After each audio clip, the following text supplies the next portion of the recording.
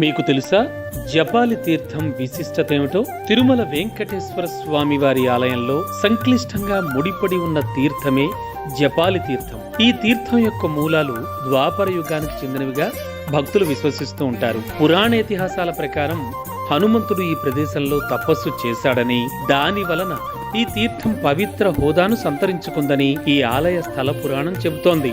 జపాలి అనే పదం జపం నుంచి ఉద్భవించింది అని చెబుతూ ఉంటారు. సంవత్సరాలుగా జపాలి తీర్థం భక్తులు, యాత్రికులను, అలాగే ఓదార్పు కోరుకునే పర్యాటకులకు చాలా ఆసక్తి కలిగించే ప్రదేశంగా అపారమైన ప్రజాదరణ పొందింది. ఈ తీర్థం దట్టమైన అడవిలో ఉంది. ఇది సందర్శకులకు ప్రశాంతమైన మరియు ధ్యాన వాతావరణాన్ని అందిస్తుంది. చెరువు చుట్టూ ఉన్న సహజ సౌందర్యం దాని ప్రాముఖ్యతతో కలిపి ప్రతి సంవత్సరం వేల మంది సందర్శకులను ఆకర్షిస్తోంది. అంతేకాదు, ఇది తిరుమల తీర్థయాత్ర సమయంలో ఒక ప్రముఖ గమ్యస్థానంగా, పర్యాటక ప్రదేశంగా తీర్చిదిద్దబడింది.